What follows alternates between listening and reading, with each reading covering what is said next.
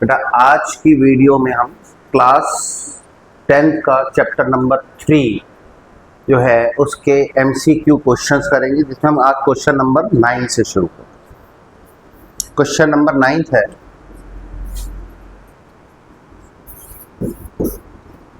Question है if the pair of linear equations 2x - 3y = 0 and kx + 6y = 0 has non-zero solution, then the value of k is।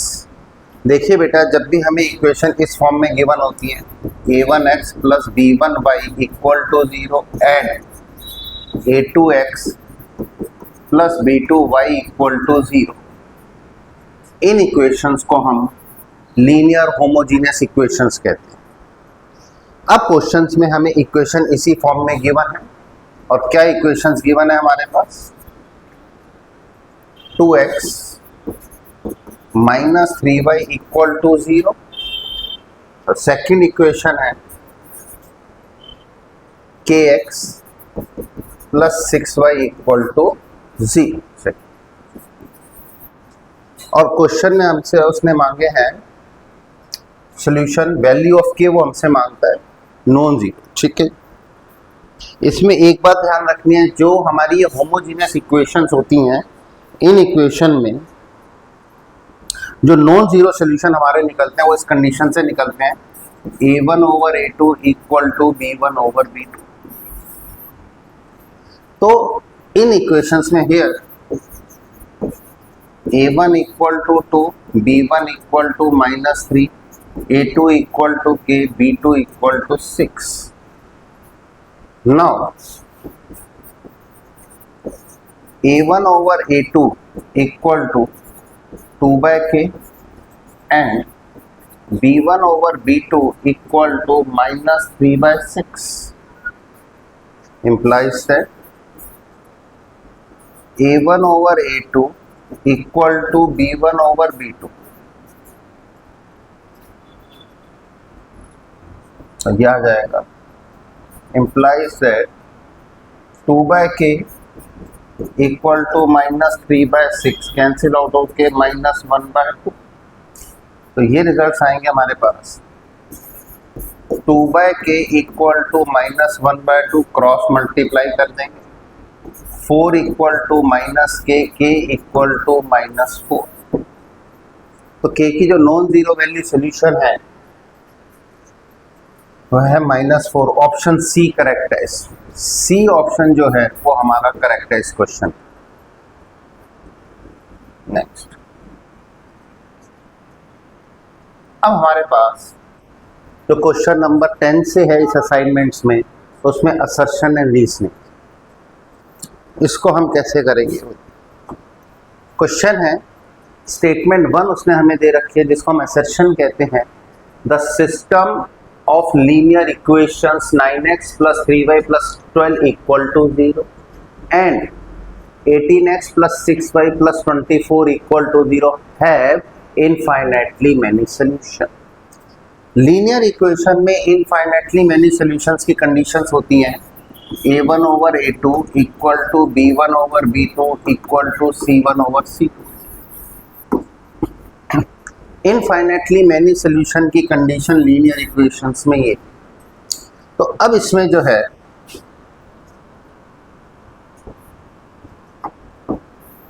इस questions में assertion जो है, जिसको हम statement 1 कहते हैं, statement 1,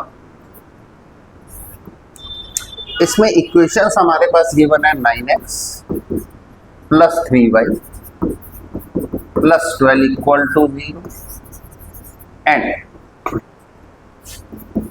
18x + 6y + 24 = 0। Here a1 = 9, b1 = 3, c1 = 12, a2 = 18, b2 = 6, c2 = 24। Now a1/a2 = है 9/18, cancel out करेंगे 1/2, B1 over B2 equal to 3/6 cancel out करेंगे 1/2, C1 over C2 equal to 12/24 simplification के बाद इसका रिजल्ट भी 1/2। अगर हम देखते हैं तो हमारे पास A1 over A2 equal to B1 over B2 equal to C1 over C2 आ, असर्शन इस कंडीशन को सेटिस्फाई कर रहा है और ये कंडीशन हमारी इनफाइनाइटली मैनी सॉल्यूशंस की है। तो इसका मतलब ये है कि इसमें इस स्टेटमेंट असर्शन 1 जो है हमारा ट्रू है। अभी हमने 10th क्वेश्चन में असर्शन को ही देखा है कि असर्शन को चेक किया है कि वो ट्रू है या नहीं, तो असर्शन ट्रू है। अब हम स्टेटमेंट 2 की बात करेंगे जिसमें रीज़न है। रीज़न में उसने हमें दिया है A1 over A1x plus B1y plus C1 equal to 0, A2x plus B2y plus C2 equal to 0 have infinitely many solution. अगर इन इक्वेशन के फाइनाइटली मैनी सोल्यूशन तो A1 over A2 equal to B1 over B2 equal to C1 over C2। Infinitely many solution में हमारी ये condition ही होती है A1 over A2 equal to B1 over B2 equal to C1 over C2। इसका मतलब statement 2 भी जो है जिसमें रीज़न है वो भी ट्रू है, असर्शन भी ट्रू है, रीज़न भी ट्रू है और इनफाइनाइट मैनी सोल्यूशन की कंडीशन भी यही होती है A1 over A2 equal to B1 over B2 equal to C1 over C2, यही कंडीशन होती है। तो हम ये कह सकते हैं जो रीज़न है वो करेक्ट एक्सप्लेनेशन है असर्शन का। तो जब ये तीनों बातें ट्रू हो जाती हैं कि असर्शन ट्रू है, रीज़न ट्रू है और रीज़न जो है वो करेक्ट एक्सप्लेनेशन है असर्शन का, तो उस समय हमारा ऑप्शन ए बनता है। तो इस क्वेश्चन में जो ए ऑप्शन है वो करेक्ट है। इस क्वेश्चन में जो ए ऑप्शन है वो करेक्ट है। अब हम बात करेंगे क्वेश्चन नंबर 11।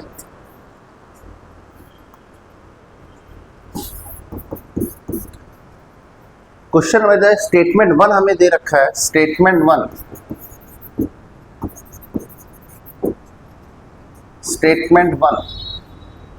जो स्टेटमेंट 1 है वो कहता है the system of linear equations है 2x plus 3y equal to 7 दे रखा है, मैं लिखूंगा -7 equal to 0 and kx plus 9/2y minus 12 equal to 0 have no solution.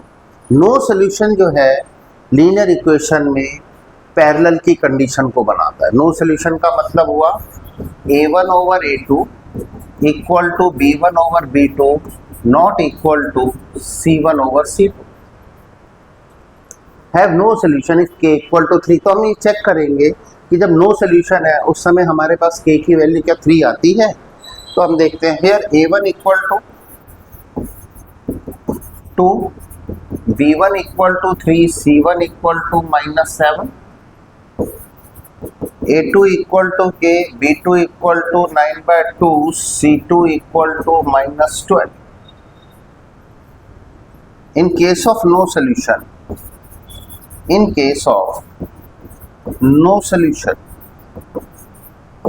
A1 over A2 equal to B1 over B2 not equal to C1 over C2.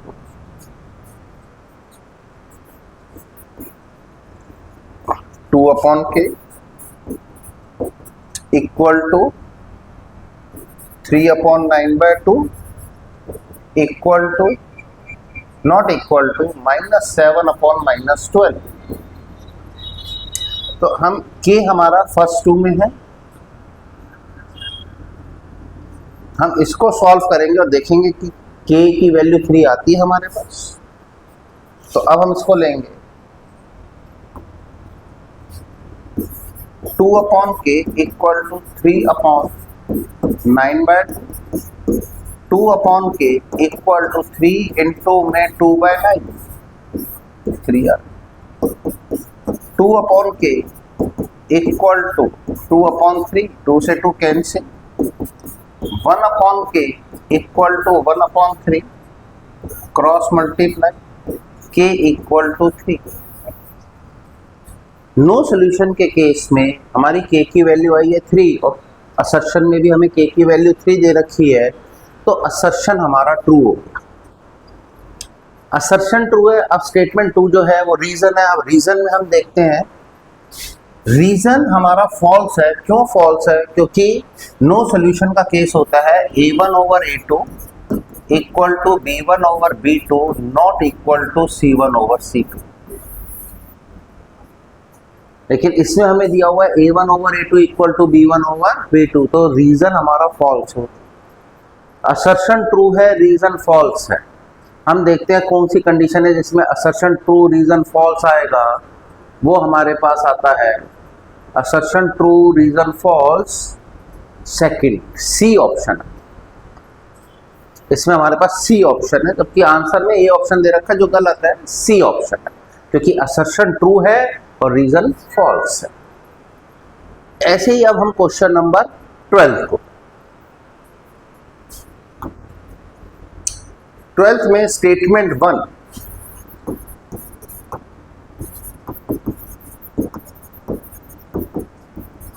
Statement 1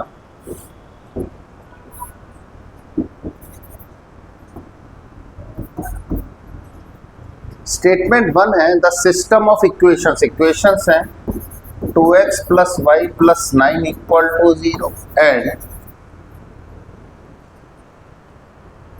x plus 3y plus 7 equal to 0 is consistent having unique solution. Unique solution की जो condition होती है linear equation में, अगर हमारे पास equation है a1x plus b1y plus c1 equal to 0, a2x plus b2y plus c2 equal to 0, तो unique solution की कंडीशन होती है a1 over a2 not equal to b1 over b2। हम स्टेटमेंट 1 जो हमारा असर्शन है, हम उसमें ये चेक करेंगे क्या ये कंडीशन सेटिस्फाइड होती। Here a1 equal to 2, b1 equal to y, c1 equal to 9, a2 equal to 1, b2 equal to 3, c2 equal to 7। Now a1 over a2 equal to 2/1, b1 over b2 equal to sorry b1 हमारे पास है, ये गलती से लिख दिया गया भाई, b1 की वैल्यू 1, b1 ओवर b2 हो गया 1/3, 2/1 नॉट इक्वल टू 1/3। तो स्टेटमेंट 1 जो है उसमें हमें क्या दिया गया, consistent having unique solution. Yes, statement 1 हमारा ट्रू रहे, असर्शन ट्रू है। अब हम रीजन को चेक करते हैं। रीजन में है द सिस्टम ऑफ इक्वेशन। देखिए रीजन को देखते हैं, स्टेटमेंट 2 को देख रहे हैं। स्टेटमेंट 2 को हम देखेंगे। स्टेटमेंट 2 में इक्वेशंस क्या गिवन है हमारे पास, ax plus by plus c equal to 0 और px plus qy plus r equal to, here a1 equal to a, b1 equal to b, c1 equal to c and a2 equal to p, b2 equal to q, c2 equal to r। Now unique solution के case में क्या condition होती है हमारे पास, a1 over a2 not equal to b1 over b2। अब इस question statement 2 है the system of equation ax plus by plus c equal to 0 and px plus qy plus r equal to 0 is always consistent if aq not equal to bp। तो इसका मतलब ये जो result आएगा वो हमारा unique solution की help से आएगा। तो हम इसमें यूनिक सोल्यूशन वाली कंडीशन लगा के देखेंगे कि हमारे पास ये कंडीशन बनती है aq is not equal to bp। अगर तो ये कंडीशन बनती है तो हम ये बोल देंगे कि रीजन भी ट्रू है, और रीजन जो है that is the correct explanation of, reason is the correct explanation of assertion हो जाए। अगर ये कंडीशन नहीं बनती तो हम बोलेंगे रीजन ट्रू नहीं है। अब हम इसमें देखें तो ये आता है a1 over a2 equal to है हमारे पास A upon P, B1 over B2 equal to है B अपॉन Q। तो यूनिक सोल्यूशन के केस में so A1 over A2 not equal to B1 over B2 implies that A by P not equal to B by Q, this mean AQ not equal to BP condition है। इसका मतलब reason true है और unique के case में, unique solution के case में यही कंडीशन हमारी चलती है, A1 over A2 not equal to B1 over B2। इसका मतलब ये है असर्शन भी ट्रू है और रीजन भी ट्रू है, और रीजन जो है that is the correct explanation of assertion, इसलिए इसमें हम ऑप्शन ए लेंगे। आंसर यहाँ गलत लिखा हुआ है सी, ऑप्शन ए आएगा, इसका ऑप्शन हमारे पास ए आएगा। तो असर्शन रीजन के क्वेश्चंस को हम इस तरीके से देखते हैं।